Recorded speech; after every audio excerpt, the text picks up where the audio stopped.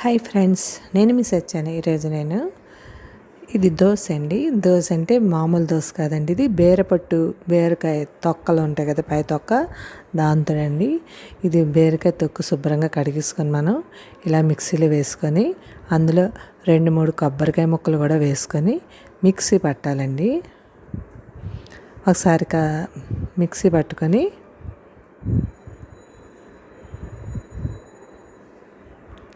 Mixie పెట్టిన దాంట్లోనే ఇది అల్లం పచ్చిమిరపకాయల కారం అండి, అందులోనే వేసుకోవాలి మనం. ఆ మిక్సీలోనే అల్లం పచ్చిమిరపకాయల కారం, టేస్ట్కి తగ్గ ఉప్పు వేసుకోండి. అలాగే ఒక గరిట మైదా పిండి, ఒక గరిట బియ్యం పిండి వేసుకొని కొద్దిగా నీళ్లు వేసుకొని ఒకసారి గ్రైండ్ చేసుకోండి.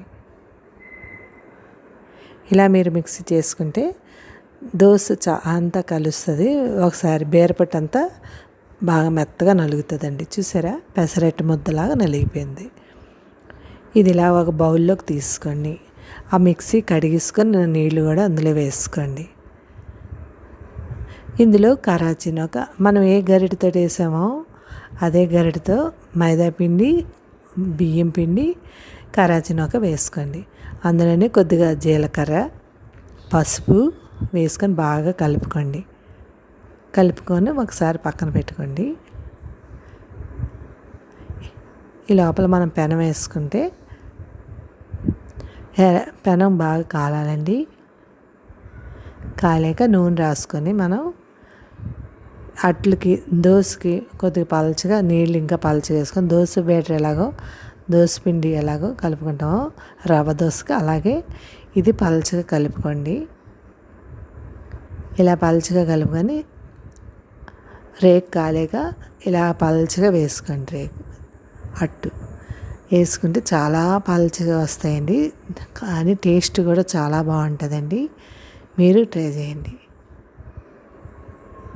ఇందులో కొబ్బరికాయ వేసాం, ఆ కమ్మదనం వస్తుంది.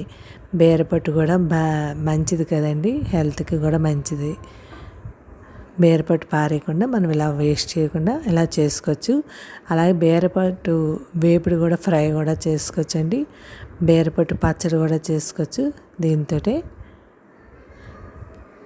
బోళ్ళు ఆరోగ్యానికి మంచిదేనండి. ఇవి ఇలాగా ఎర్రగా కాలేక ఇందులో కొబ్బరి చట్నీ అయితే కొబ్బరి చట్నీ, లేకపోతే ఉట్టి తినవచ్చండి. మనం అల్లం పచ్చిమిరపకాయలు వేసాం కాబట్టి ఆ కారానికి ఉట్టిదే తినవచ్చు. పెరుగు నంచుకొచ్చండి, ఇందులో చాలా బాగుంటుంది టేస్ట్. మీరు ట్రై చేయండి.